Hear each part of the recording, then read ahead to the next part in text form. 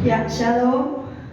Shalom. Ya, biar ada cuma 10 ya, teriaknya yang kenceng dong. Shalom. Nah, begitu dong, biar semangat kita ya. Kita kembali beribadah di ibadah GCIHL Safe Community. Ingat ya, namanya jadi Safe Community. Dan siang ini kita akan memuji dan memuja Tuhan.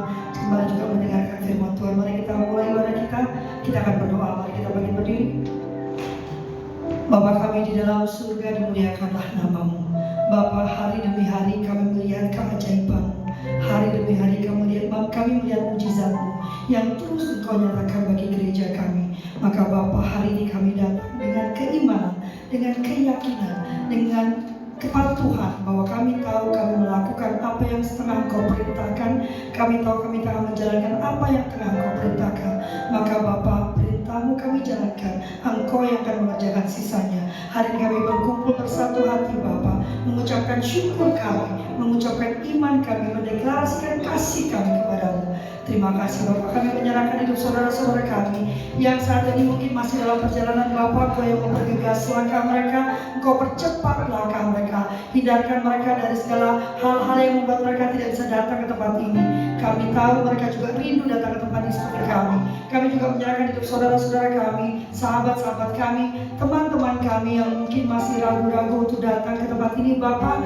Hanya Engkau yang bisa menjamah mereka, hanya Engkau yang bisa memanggil mereka Bapak. Engkau tahu luka di hati mereka. Kami percaya kerinduan mereka untuk hadir di hadapan-Mu sama besarnya dengan kerinduan kami di tempat ini. Untuk itu Bapak, kami patahkan semua kuasa kegelapan yang mencoba menghentikan langkah mereka untuk datang ke tempat ini di dalam nama Tuhan Yesus. Engkau saja yang berkuasa dalam hidup kami, Engkau saja yang bertahta dalam hidup kami. Bapa kami yang baik, kami serahkan ibadah kami siang hari ini dari awal, pertengahan sampai akhirnya. Hanya di tangan, hanya di satu nama yang sudah mengampuni kami, nama yang sudah mengkuduskan kami, nama yang sudah melayakkan kami, nama yang terus memberkati kami. Di dalam nama Tuhan Yesus dengan penuh syukur kami berdoa. Amin. Come on.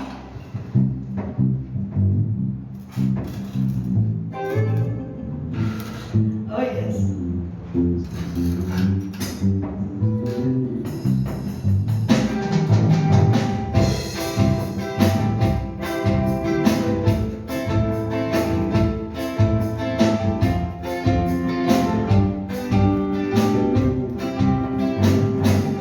Dia lahir untuk kami,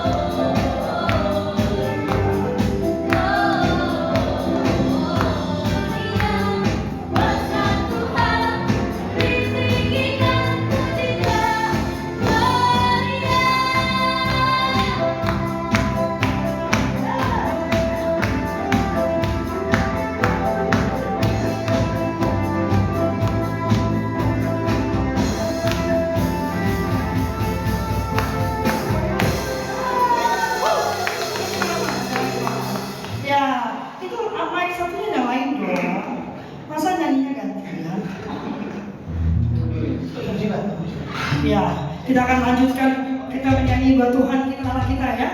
Kita tunjukkan sukacita kita, iman kita.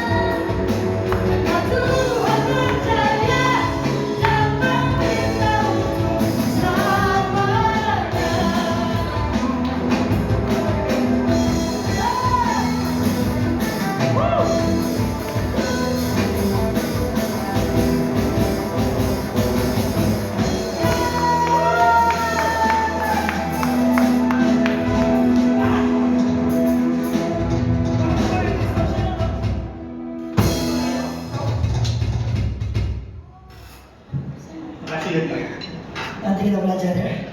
Yang kita akan menyiapkan hati kita untuk firman Tuhan. Hari ini adalah bulan Desember. Maka firman Tuhan di bulan ini akan bicara tentang hidup baru. Karena Tuhan Allah kita sudah lahir.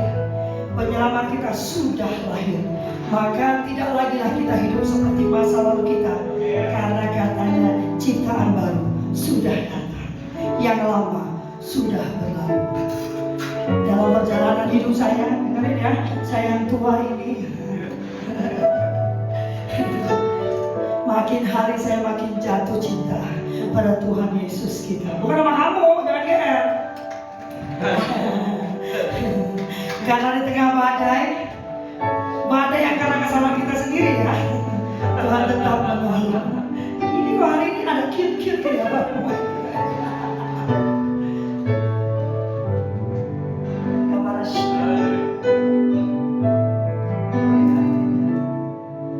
One thing have I desired in my life, Lord,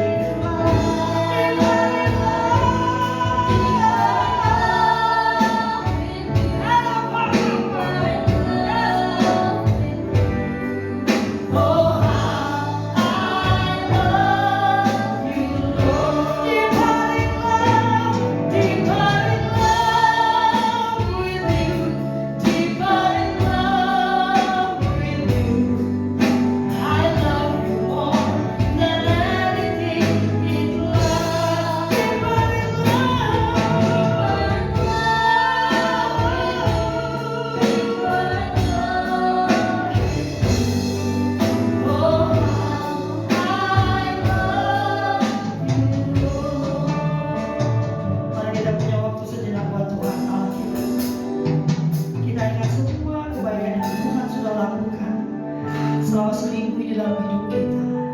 Dari minggu ke minggu, begitu banyak mujizat yang sudah Tuhan lakukan.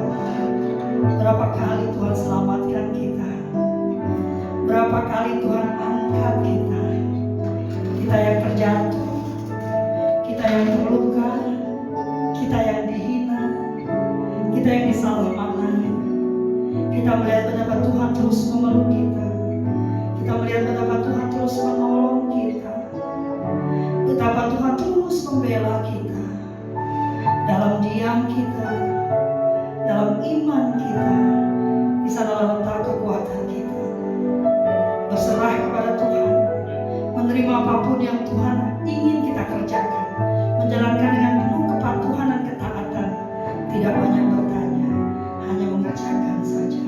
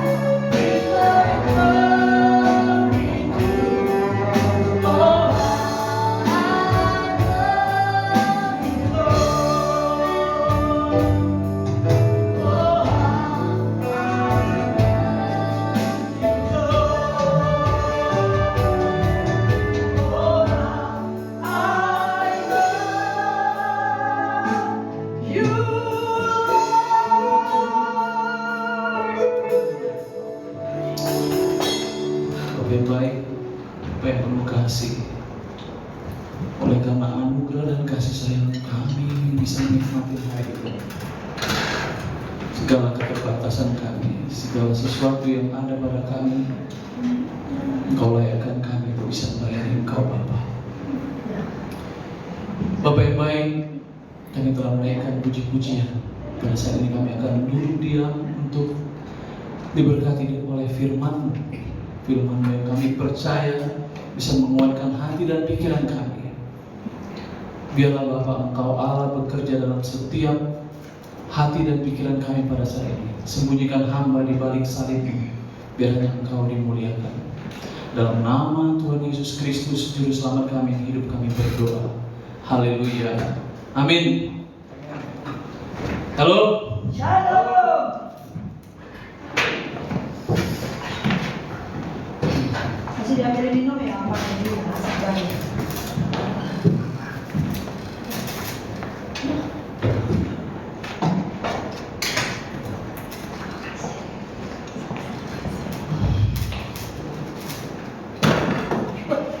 Ini temanya luar biasa ya, Ibu Gembala ya.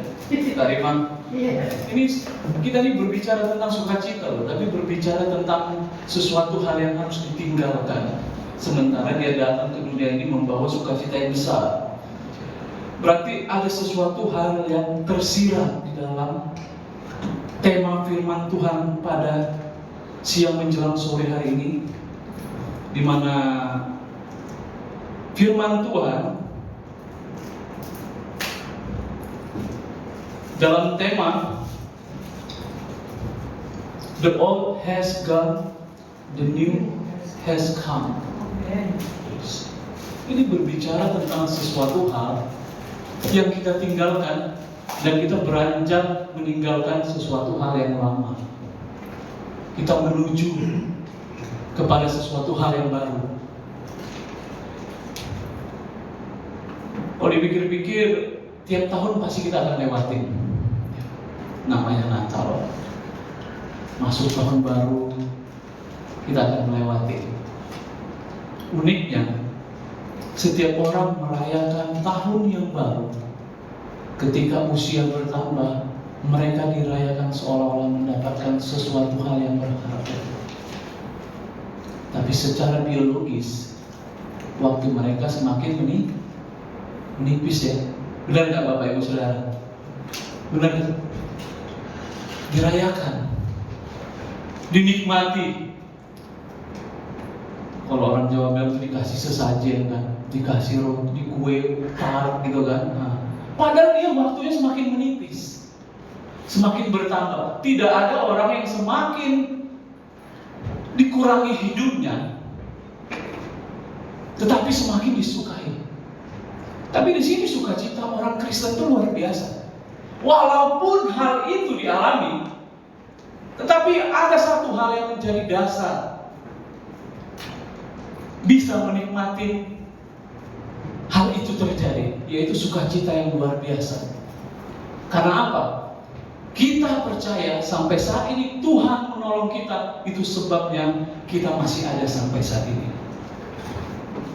Kalau berbicara tentang kebaikan Tuhan dalam Natal, kita tidak bisa melepaskan dari apa sih maksud Tuhan mendatangkan sosok yang luar biasa itu.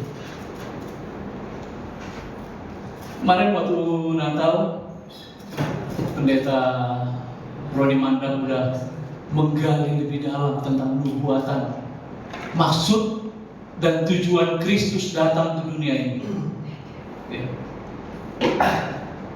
Tapi saya coba dalam perspektif dari apa yang dipersembahkan oleh orang Majus terhadap Kristus Yesus, saya tertarik dengan satu makna yang tersirat di dalamnya, yaitu kemenyan. Kalau kita bisa melihat, kemenyan adalah sesuatu hal yang paling digunakan ketika berhubungan dengan intuisi atau berhubungan dengan roh. Tapi itu menjadi persembahan yang luar biasa untuk Kristus. Persembahannya apa? Ketika saya melihat, menggali lebih dalam, apa sih maksudnya orang Majus datang begitu jauh, melihat terang bintang, dan dia percaya ada raja yang lahir di situ. Mereka mempersembahkan kemenyan yang memiliki makna bahwa kemenyan adalah suatu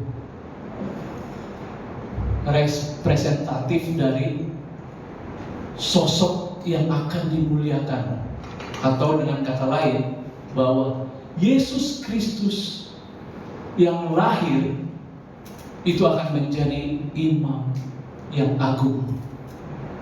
Kenapa dikatakan imam yang agung? Nanti kita sebelum masuk firman Tuhan yang menjadi dasar dari tema kita. Yang menarik adalah kebanyakan imam menyatakan atau menyuarakan sebagai lidah atau sebagai alatnya Allah agar firman Tuhan itu disampaikan, bahwa akan datang sebuah sosok yang akan menebus kita semua. Tapi kenapa di sini dinyatakan bahwa Kristus Yesus adalah imam yang agung? Dia bukan saja hanya memberitakan tentang kurban penebusan, tetapi dialah kurban itu. Makanya ada representatifnya itu, ada agung di belakangnya. Karena semuanya imam saya buka, saya cari, gak ada satupun imam yang mengorbankan dirinya, gak ada. Hanya Kristuslah yang menyatakan kebenaran bahwa ada penebusan dari Allah. Orang-orang pada kebingungan dan akhirnya tahu siapa yang menjadi korban untuk menebus dosa itu. Kita buka dalam firman Tuhan di 2 Korintus pasal 5 ayat 17. Saya akan bacakan bagi kita semua. Jadi siapa yang ada di dalam Kristus, ia adalah ciptaan baru. Yang lama sudah berlalu, sesungguhnya yang baru sudah datang. Ini berbicara tentang latar belakang kenapa Kristus hadir di tengah-tengah kita. Makanya temanya itu sangat-sangat luar biasa kita bahas pada sore hari ini. Yaitu the old has gone and the new has come. Artinya ada sesuatu yang kita tinggalkan. Tetapi yang menarik memang Tuhan memiliki cara yang unik untuk memelihara firman Tuhan itu menjadi firman Tuhan yang hidup 2000 tahun yang lalu. Apa sih dasarnya? Kenapa kita harus meninggalkan sesuatu yang lama? Paulus ini udah melewati hal itu. Bahkan kalau dipikir-pikir, sesuatu hal yang ironis terjadi ketika orang atau komunitas yang menyalibkan Kristus di kayu salib adalah orang-orang pilihan Allah sendiri. Ironisnya Bapak Ibu, tapi itu menunjukkan bagaimana kasih Allah. Ketika kita dipanggil, ada tujuan Allah memanggil kita. Gak usah jauh-jauh, kita lihat ayat 16. Apa yang menjadi tujuan Allah ketika kita dipanggil untuk meninggalkan sesuatu? Ayat 16 dikatakan itu, sebab itu kami tidak lagi menilai seorang juga pun menurut ukuran manusia. Dan jika kami pernah menilai Kristus menurut ukuran manusia, sekarang kami tidak lagi menilai demikian. Karena apa? Karena pada saat itu orang-orang hanya melihat segala sesuatunya hanya dalam konteks ukuran manusia. Makanya mereka tidak bisa menerima ketika Tuhan datang. Pendeta Roni Mandang katakan itu menara yang di bawahnya terdapat kandang, di situ dia lahir. Orang-orang yang dipilih Tuhan kebingungan, katanya akan datang raja. Katanya akan datang orang yang akan memberikan sesuatu hal yang luar biasa, yang memiliki segalanya, tapi lahir di kandang domba. Itu hal yang ironis sekali. Bapak Ibu yang dikasihi Tuhan, itulah sudut pandang manusia. Sampai saat ini mereka tidak bisa menerima kedatangan. Makanya dalam minggu kedua ini, dalam tradisi gereja dikatakan minggu Advent, menunggu. Mereka sampai sekarang Advent terus. Sementara kita udah dimenangkan, ya Bapak Ibu, amin. Amin. Kita udah dimenangkan, tapi mereka terus menunggu. Karena apa? Karena perspektif mereka adalah Tuhan yang menjadi manusia itu adalah sosok yang membawa sesuatu hal yang mengubah secara jasmania. Itu yang menjadi pola pikirnya. Jadi Paulus meninggalkan hal itu. Kenapa Paulus meninggalkan hal itu? Dia hidupnya udah enak. Saya pernah menyampaikan firman Tuhan, dia seorang Sanhedrin, pejabat baik suci, kehidupannya enak, apalagi dia dimentorin oleh Gamaliel yang notabene-nya itu adalah sosok yang dipandang di Yerusalem. Artinya dia adalah sosok yang sangat penting, tapi dia meninggalkan itu. Ini yang menjadi fokus kita. Kalau sampai orang sepintar dia bisa meninggalkan sesuatu hal yang luar biasa, berarti ada hal yang harus dicari.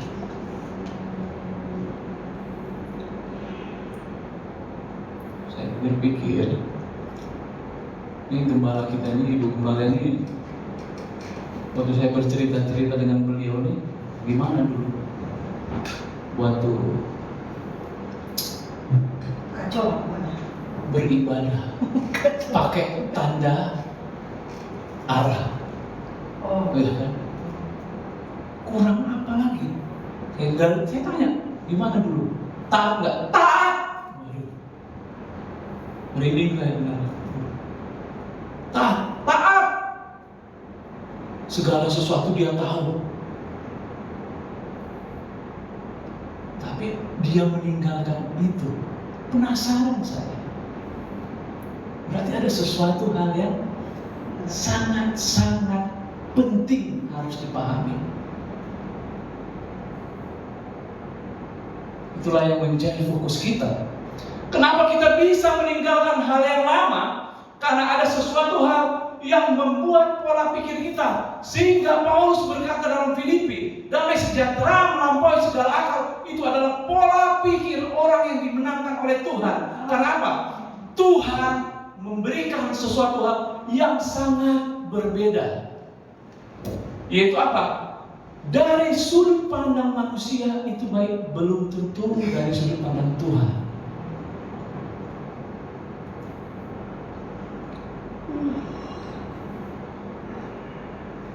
Kalau saya pergi ke mall yang dekat sini ya, Bapak Ibu Saudara, saudara-saudara yang kasih Tuhan, ada yang pakai jam Rolex, dia naik Land Cruiser.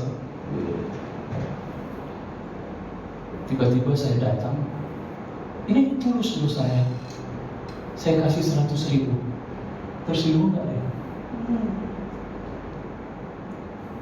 Antara tersinggung dan bingung. Kenapa? Karena dia merasa tidak membutuhkan nilai itu. Tetapi ketika saya menjumpai orang yang 2 hari tidak makan, tetapi saya kasih lebih rendah lagi, saya kasih 50.000, dia menganggap itu sebuah kebaikan. Jadi orang mengambil sesuatu hal karena dia benar-benar membutuhkannya.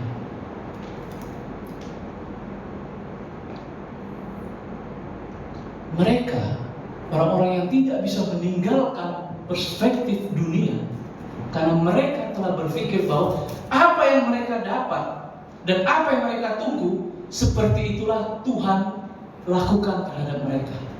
Sehingga mereka berpikir bahwa Tuhan adalah sosok yang datang ke dunia dengan cara mereka ingin meyakinkan bahwa ini loh keinginan kami, datanglah dengan keinginan kami. Jadi mereka sampai sekarang tidak akan bisa menerima bahwa Tuhan lahir di kandang domba, Tuhan harus disiksa via dolorosa, Tuhan harus disalibkan. Dalam Galatia dikatakan bahwa Tuhan adalah sosok yang terkutuk. Mereka nggak terima. Karena mereka terjebak dalam pola pikir atau perspektif manusia bahwa Tuhan yang datang adalah Tuhan yang megah, Tuhan yang luar biasa. Itu yang menjadi pola pikir mereka.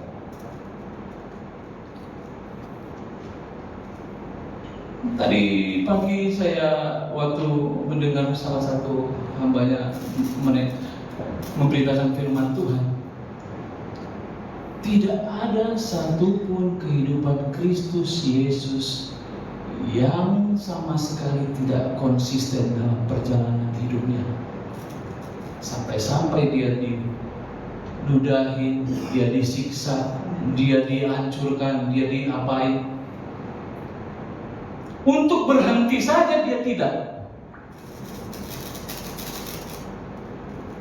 Jadi itu saya secara pribadi langsung, benar. Biasa. Untuk dia diam saja tidak. Bahkan waktu Simon Petrus berkata, kiranya Tuhan jawab ini lalu daripadamu. Tapi Tuhan Yesus berkata, nyala kau iblis. Paulus sendiri mengalami hal itu. Menarik sekali pola pikir Paulus ketika Tuhan masuk dalam kehidupannya. Ketika Tuhan Yesus masuk, Roh Kudus dipenuhi dalam hidupnya, segala keterbatasan manusia, segala limit yang terjadi dalam manusia, dia tidak rasakan apapun. Dalam Filipi pasal 4 dikatakan, bersukacitalah senantiasa di dalam Tuhan. Tetapi kita tidak tahu dan tidak mengerti ketika dia berkata bersukacitalah, dia dalam perundungan, dia dalam penyiksaan, dia dalam keadaan yang tidak baik, dia dalam keadaan yang sulit, di penjara, dibelenggu, di tempat yang gelap, tidak memiliki apa-apa. Tetapi dia malah menguatkan jemaat Filipi untuk bersukacitalah. Perspektif manusia ditinggalkan begitu jauh. Di dalam 2 Korintus 1 dan 2 Korintus, di situ Paulus berkata apa? Segala sesuatu dia alami. Dia dilempari batu, dia mengalami siksaan, tapi dia nggak peduli. Dia menganggap segala sesuatunya itu indah. Begitu juga dengan kita. Kalau sesuatu hal yang menggelitik sedikit, ya bagi kita yang hidup di dalam Tuhan itu kan, aduh, Bapak Ibu Saudara yang dikasih Tuhan, kita memandang Kristus sebagai pusat dan sentral kita. Di sini pada pasal 5 ayat 17 dikatakan, jadi siapa yang ada di dalam Kristus, ia adalah ciptaan yang baru. Yang lama sudah berlalu, sesungguhnya yang baru sudah datang. Ini menjadi pola, yang menjadi core, mengapa kita harus meninggalkan yang lama. Karena ada Kristus yang menghidupkan kita secara rohani, yang memberikan kita kekuatan. Tujuannya apa? Pada ayat 18, dan semuanya ini dari Allah yang dengan perantaraan Kristus telah mendamaikan kita dengan dirinya, dan yang telah mempercayakan pelayanan pendamaian itu kepada kami. Artinya apa Bapak Ibu kasih dalam Tuhan? Bahwa segala sesuatu hal yang Tuhan berikan kepada kita, di dalam keterbatasan kita, bahkan di dalam keberdosaan kita, Tuhan ambil alih.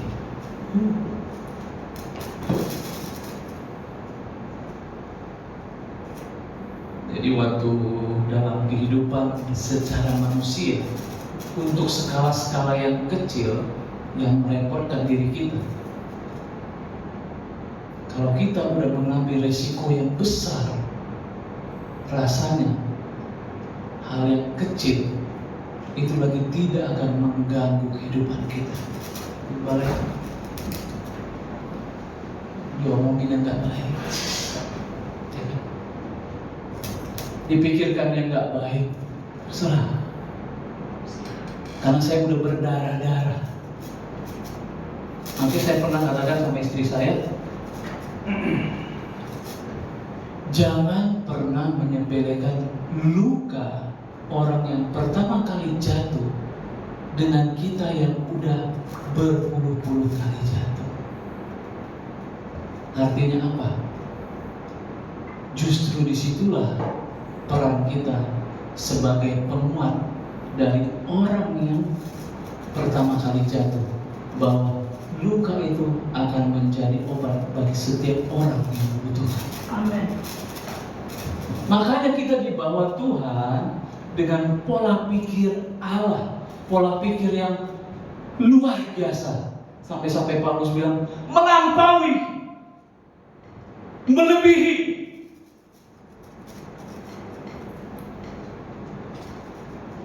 Yang menarik itu, Yohanes katakan apa? Bagaimana engkau bisa mengasihi aku yang tidak kelihatan? Sementara yang ada di hadapanmu saja kamu sulit mengasihi. Itulah yang menjadi tolak ukur. Kenapa Tuhan memanggil kita? Secara filosofi dia gunakan apa? Untuk masuk ke dalam rencananya. Kita harus bisa melepaskan beban yang tidak disukai Allah dalam hidup kita, agar kita bisa mendalami apa sih maksud Tuhan sebenarnya. Oke, saya katakan Bapak Ibu yang dikasihi Tuhan, mimbar ini, orang yang berbicara di depan ini tidak terlepas dari siapa dirinya.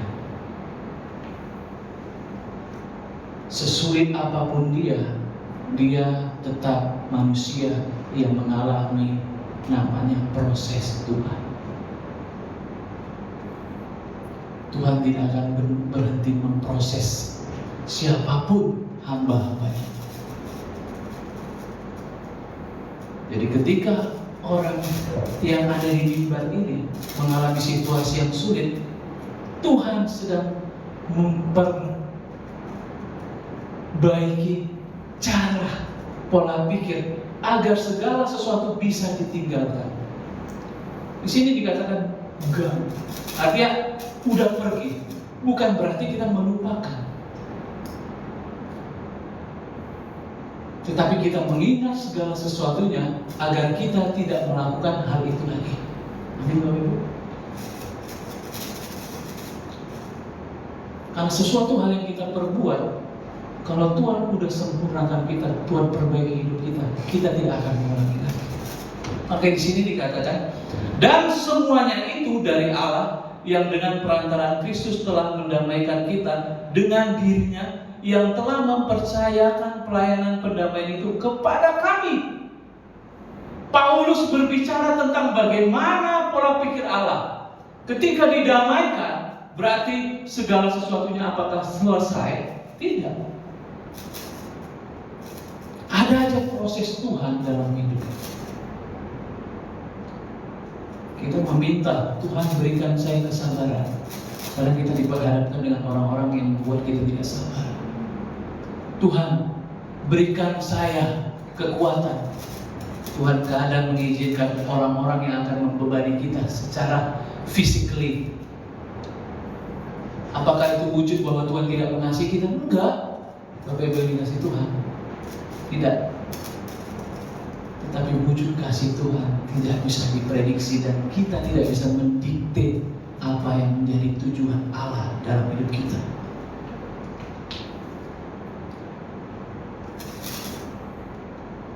Logikanya, seseorang yang berkata, kasihilah Tuhanmu dan pergilah mengikut Dia, bersukacitalah kepada Dia, kasihilah Dia, sementara Dia dulu yang menganiaya umatnya. Paulus lakukan hal itu, Bapak Ibu. Dulunya dia menganiaya umat Allah. Dia yang begitu ambisius untuk menghancurkan kekristenan pada saat itu. Tetapi Tuhan tersenyum melihat dia, Paulus, sampai saat ini kitab dalam perjanjian baru dia tuliskan paling banyak untuk mengenal bahwa kasih Yesus itu lebih dari segala sesuatunya. Amin. Dulunya dia hancurkan, bakar, tindas. Ketika dalam perjalanan Tuhan Yesus datang dalam roh, dia katakan apa? Mengapa engkau menganiaya aku, Saulus?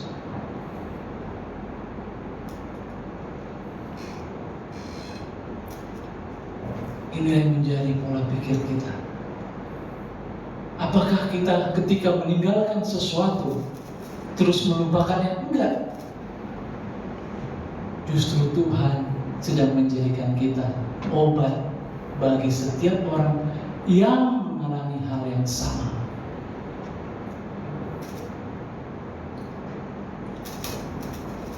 Kenapa saya katakan demikian? Saya melihat di depan mata saya sendiri berdatangan dengan beliau. Sampai-sampai Kak Rima suruh saya masuk dalam Zoom-nya ya, tentang parenting, tentang berbicara tentang bagaimana orang tua, orang-orang di sana yang putus asa karena keluarganya hancur, karena mengalami problematika tentang keluarga. Kak Rima selesaikan itu, tapi Tuhan pakai orang-orang yang hancur tersebut datang kepada dia untuk bertanya, bagaimana kami harus melakukan hal yang seperti itu. Tapi udah dikasih Tuhan. Apakah beliau melupakan yang terjadi? Enggak. Mengingat tapi tidak menyakitkan. Justru ketika mengingat hal itu, beliau memberikan jalan keluar bagi setiap orang yang mengalami hal itu, dan menjadikan kekuatan bagi setiap orang yang mengalami proses itu.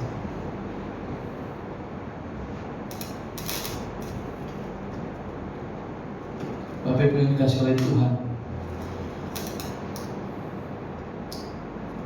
ketika kita meninggalkan sesuatu hal yang lama, sesuatu hal yang menyenangi kita secara fisikly, atau menyenangi kita yang berkaitan dengan dosa, memang sakit. Karena apa? Karena begitu melekatnya dia dalam diri kita. Tetapi Tuhan menyelesaikan hal itu dengan memberikan kekuatan bagi kita untuk melewatinya. Hanya ketika teman saya bertanya, dia berkata, berargumentasi, saya semakin kuat karena Tuhan menolong saya. Kamu semakin kuat atau kamu terbiasa dengan kekuatan yang diberikan oleh Tuhan? Saya tanya. Kenapa Paulus berkata seperti seorang pelari? Coba Bapak Ibu dikasih Tuhan, ketika saya melihat bagaimana seorang pelari begitu kencang larinya, pada waktu latihan, waktu saya buka di YouTube, mereka itu mengikat beban di pergelangan kakinya, ya. Terus saya iseng-iseng ke Gramedia lihat, itu merek Kettler yang berisi pasir besi yang diikatkan di pergelangan kakinya. Terus saya lihat ada pelari itu orang kita, orang timur itu, dia lari di GBK. Waktu saya dari FX singgah ke situ kan, biasa beli makanan di situ. Ya, akhirnya lari. Nah, jadi dia lari pakai seperti itu. Waktu dilepaskan beban itu, begitu kencang lari. Apakah dia merasakan sakitnya? Ingat sakitnya? Pasti ingat. Ingat bebannya? Pasti ingat. Tapi terlepas dari beban itu, dia merasakan sesuatu hal yang berbeda. Terlepas dari segala sesuatu yang buruk dalam diri kita, yang lama itu terlepas. Kita melihat, mengingat segala sesuatu yang menyakitkan. Tapi kita fokus kepada apa yang di depan, karena yang baru telah datang. Itulah tujuan kita datang kepada Kristus, agar yang lama pergi, bukan berarti kita melupakannya, tetapi menjadi kekuatan, bahkan menjadi obat bagi setiap orang yang mengalami hal tersebut. Tetapi yang baru datang untuk memprogres kita agar menjadi lebih baik. Ini menjadi fokus kita sebagai umat yang dikasihinya.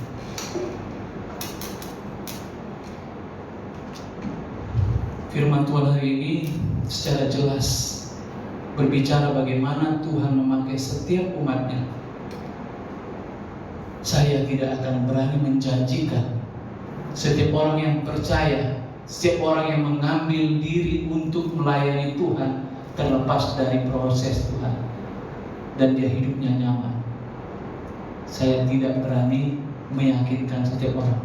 Tapi percayalah, hal sesakit apapun, hal yang seribet apapun, hal yang sesulit apapun, ketika dia hidup di dalam Tuhan dan sungguh-sungguh di dalam Tuhan, dia merasakan bahwa itu adalah progres Tuhan dan dia mengalami sukacita yang berarti.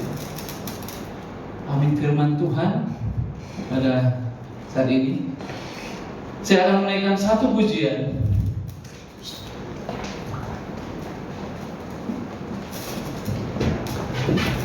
Kau tetap menggendongku sampai masa tuaku,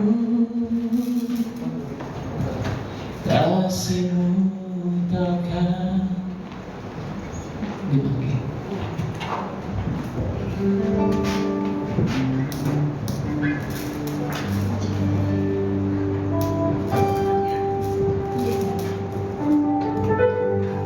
Gendongku sampai masa tuaku, kasihmu takkan berubah oleh masa dan waktu. Kau mengangkat hidupku saat ku tak berdaya, takkan pernah ku lupakan kesetiaan-Mu Tuhan. Kau tetap menggendongku sampai masa tuaku, kasih-Mu takkan berubah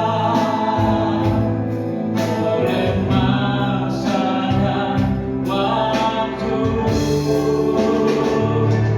Kau mengangkat hidupku saat ku tak berdaya, takkan pernah ku lupakan kesetiaan-Mu Tuhan. Takkan pernah ku lupakan kesetiaan-Mu Tuhan.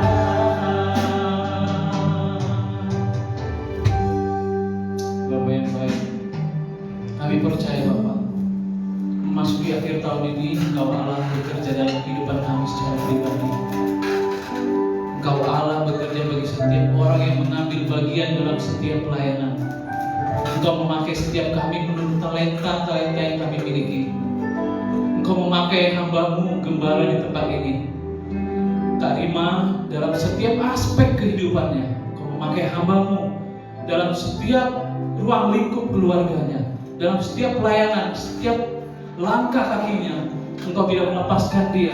Engkau memberikan dia kekuatan untuk melewati segala sesuatunya. Kami percaya ketika segala sesuatu hal yang menghambat, bukan berarti Engkau tidak setia, tetapi Engkau Allah justru memakai kekuatan yang ada padanya untuk kemuliaan itu dinyatakan Tuhan. Setiap hamba-Mu yang senantiasa Engkau pakai talenta-talentanya dalam kehidupan pribadinya. Kami percayakan segala sesuatu ya Tuhan, dalam kehidupan keluarganya, dalam pekerjaan, dalam segala sesuatu yang Engkau ambil alih. Engkau Allah yang luar biasa bekerja. Jadikan kami berkah di tengah-tengah setiap orang. Kami mau melayani Engkau dalam setiap aspek kehidupan kami. Terlepas dari ibadah ini, Engkau memakai kami dalam setiap tutur kata kami, dalam pola pikir kami, dalam setiap aktivitas kami. Jadikan kami terang dan garam Bapa. Dalam kehidupan kami melewati banyak hal. Kami percayakan segala sesuatu ke dalam tangan Tuhan. Gembala yang ada di tempat ini mau mengizinkan kami bisa beribadah. Engkau Allah yang mencukupkan segala sesuatunya. Orang-orang yang mengambil bagian dalam pelayanan di bulan Desember ini, mereka mengingat kebaikan-Mu. Engkau lahir di kandang domba dan merayakan Natal. Engkau memelihara dan melindungi mereka. Bahkan setiap anak-anak Tuhan dalam segala pekerjaan, dalam instansi pemerintahan, dalam segala sesuatu yang mereka lakukan, jadikan mereka terang dan garam dalam kehidupan mereka, Bapa. Agar setiap orang bisa mendengar bahwa bayi yang lahir di dalam kandang domba, bayi mungil, bayi yang tidak diperhitungkan itu pada saat itu, justru mendatangkan kemenangan bagi setiap kami sampai saat ini. Kami memilih untuk bisa membagikan sukacita yang diberikan kepada kami. Sukacita yang luar biasa, kami dimenangkan, kami ditebus, kami bisa melayani Engkau Kristus. Jadikan kami alat-Mu dimanapun kami berada, Bapa. Di bulan-bulan ini segala sesuatu yang Kau pelihara, sehingga semua orang yang bisa beribadah bisa merasakan damai sejahtera yang ada daripada-Mu, Tuhan. Kami serahkan hidup kami ke dalam tangan-Mu. Biarlah kasih setia-Mu nyata dan terus-menerus kami diberkati atas segala apa yang ada. Engkau tidak akan pernah melupakan saat ini kami melayani Engkau, Tuhan. Karena kami percaya iya dan amin bahwa kesetiaan-Mu nyata dalam hidup kami. Engkau Allah yang setia, tidak akan pernah diganggu oleh segala sesuatu yang ada di dunia ini. Dan kami percaya Engkau tetap memberikan kami kemampuan untuk bisa melakukan yang terbaik di hadapan Tuhan. Biarlah Bapa, firman ini bisa menguatkan hati dan pikiran kami, dan kami percayakan segala sesuatu yang ke dalam tangan. Dalam nama Tuhan Yesus Kristus, Juru Selamat kami, hidup kami berdoa. Haleluya. Amin. Amin. Beberapa pengumuman ya, tapi sebelum pengumumannya, yang lama sudah berlalu, yang baru sudah datang. Kalau mau bicara hidup, tadi Abed udah bilang ya, hancur-hancur lah hidupku ya. Mungkin belum sehancur yang lainnya ya, karena dia bilang, oh lebih hancur aku nikah ya. Tapi coba hancur-hancur ya, kamu nantang Tuhan lagi. Tapi Tuhan lupakan. Satu tadi kemarin ya, di salah satu upacara Natal ya, dalam ibadah Natal, mereka bicara tentang the gift, hadiah. Ini yang manusia kadang sulit menerima, bahwa kita menerima hadiah tanpa kita melakukan apapun. Manusia biasanya melakukan sesuatu dapat hadiah. Menarik tadi bagi saya pelayanan. Jadi biasanya kalau pelayanan itu kan PK-nya belakangan ya, amplop itu belakangan. Tadi pagi gembala itu ngasih dulu. Saya bilang, wah ini kayak Tuhan Yesus ya, ternyata belum melakukan apa-apa sudah diberi. Ya kan Tuhan Yesus mau beri berkat sebelum kamu melakukan kerja. Ini saya lalai ya akhirnya, tapi kedepannya saya akan coba melakukan itu ya. Kita mau beri berkat sebelum orang itu melakukan apapun, bahkan mungkin dia tidak melakukan apapun untuk kita. Satu juga, gift itu diberikan secara cuma-cuma. Tuhan pilih siapapun yang dia mau. Tidak harus kamu melalui apa-apa, tapi kalau Tuhan mau pakai kamu, dia mau pakai kamu. Buat sahabat-sahabat saya, karena masih banyak sahabat saya yang merasa bahwa dia tidak layak datang ke gereja. Kami berkomunitas ya.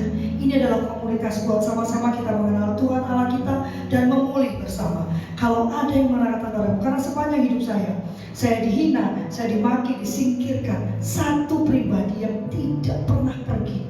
Ya, apapun yang saya kerjakan, sebusuk apapun kesalahan saya, jangan salah ya, saya juga pernah melakukan kesalahan yang sangat busuk ya. Dia tidak pernah pergi. Saya selalu melihat tangannya yang menolong saya. Dia tidak melihat dosamu, sahabatku. Dia melihat penerimaanmu. Engkau adalah manusia yang tidak luput dari dosa, salah. Tapi Tuhan melihat bagaimana engkau membuka hatimu dan membiarkan dia menolongmu. Maka sahabatku, kalau ada orang yang mengatakan kepadamu kamu masih berdosa, jangan datang pada Tuhan. Jangan dengarkan omongan mereka, itu bohong. Pada saat apapun datanglah kepada Tuhan. Hanya Dia yang membuka tangannya lebar-lebar. Kamu tidak perlu mandi dulu. Ingat ya, di Prodigal Son ya, dia masih bau babi ya. bau sekali, kotor. Ayahnya raja di raja turun dan langsung memeluk Gajiji. Tuhanmu tidak menunggu kamu menjadi suci. Tuhanmu tidak menunggu kamu bebas bersih dari kesalahan, karena Dia yang akan mensuci kamu. Dia yang mengutus kamu. Saya mengundang Bapak Ibu Saudara untuk hadir. Jangan mau dibohongi iblis dengan mengatakan kamu tidak layak. Anda sudah dilayakkan Tuhan. Tuhan mengasihi Anda. Yesus sangat mengasihi Anda. Dia lahir hanya untuk mati bagi kita. Ya, pengumuman dengan bahagia saya umumkan bahwa kita pindah ke tempat yang baru ini di jam yang baru. Saya senang rupanya kalau jam 1 kalian datangnya sergap pagi ya. Udah 1:04 kan kami udah di sini nih. Waduh, aku belum nyampe gitu ya. Luar biasa ya. Jadi mungkin pindah jam ini lebih bersemangat ya. Kita punya penyanyi baru ini kan, singer baru. Tadi aku udah minta tolong bapaknya, aku minta izin dia jadi singer tetap aja ya. Oke ya, setuju?